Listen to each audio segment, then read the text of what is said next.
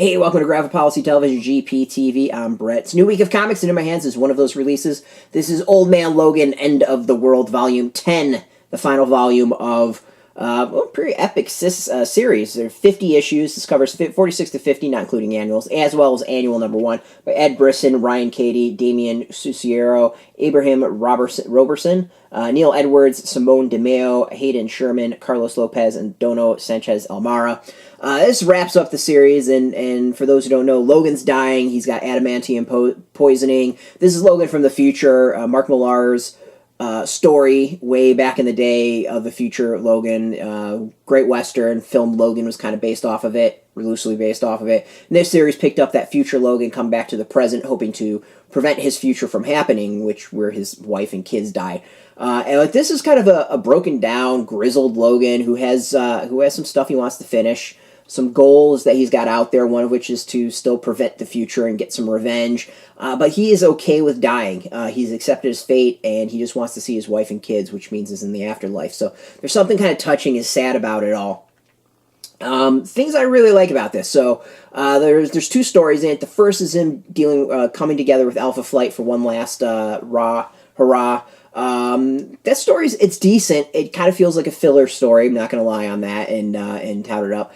But it's nice to see him back with Alpha Flight. I've always enjoyed the Wolverine Alpha Flight stories way back in the day. So to see him together with them like one last time is kind of cool. There's not enough maybe like reminiscing and just that like touching moments. But most of them don't know that he's dying. There's only one that really does. So we might not see that. But you'd think that maybe he would do that a little bit. It's an okay story.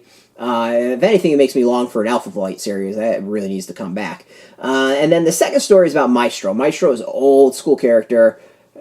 Fairly old school. I mean, this was from back when I was reading comics, back in the 90s. And it's Future Hulk. A Future Hulk who's become a badass and just destroyed everyone. And he's just like the despotic warlord. And he's come back to present and, well, he's going to do the same stuff there. He's got some history with Logan. They do not like each other. And Logan wants to just finish this guy. Finish him and then get his time machine and get the hell home. So it is Wolverine versus Hulk. Really great way to end it, and the only way to end it, considering it was Wolverine versus Hulk to start things off. It just feels like a really nice end cap to the series, recognizing the history of the character. The story's pretty decent. I actually think it might have been more brutal, or could have been more brutal. Maestro is a real horrible person, and I think Logan wasn't maybe as bloodied and bruised as much as he should have been. But I think that's an issue more for the art than anything else, and the art is where I'm kind of iffy on this the most. Ed Brisson's story is good. There's nothing wrong with it. It's this. So we got this is the art for the Canadian Alpha Flight part. The art's decent and plays off well with this story, which is involved kind of like an alien fungus is the best way of describing it. That is totally fine. Like that matches the tone and the story itself. The Maestro stuff, though, I don't think quite nails it as far as the story goes. It really should be way grittier. I think it was Andrea Sorrentino. Is that the creator from like the artist way back in the day that was doing old man stuff? Like that would be the type of style I think would be really appropriate for this. There's just something a little bit too clean for it. It needs to be grittier. It needed to be more brutal. So this is one where I think the story is solid. The art just doesn't do it justice. So that's kind of a bummer. But like overall, it's just I think there's a lot of nice things about it. And Ed Brisson is a top-notch writer, and this kind of shows off why. I mean, just being able to recognize how it should end compared to how it began is a small detail that's just fantastic. So this is out in comic shops this week. It'll be out in bookstores in 2 weeks from now.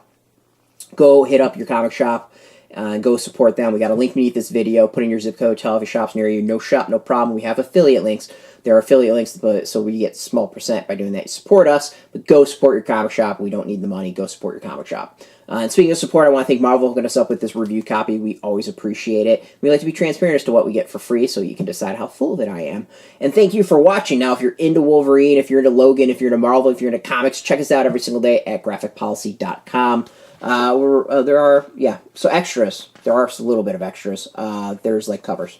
We're at graphicpolicy.com. You can find us every day there. And we're on Twitter, Facebook, YouTube, Tumblr, Pinterest, all at Graphic Policy, keeping it nice and consistent. So until next time, when in doubt, be the Wolverine. Keep it geeky. Hey, thanks for watching the previous video from Graphic Policy Television. Just by watching, you help support our site. Thank you so much. Now, if you're watching these videos, you probably care about geeky things like movies, television, comic books, toys, games, video games, you name it. You can go and subscribe right now to our YouTube channel to stay in touch and catch all the new videos, or check out our website at graphicpolicy.com. There's a nice link on this end of the video. But as always, thank you for watching. Keep on rocking and keep it geeky.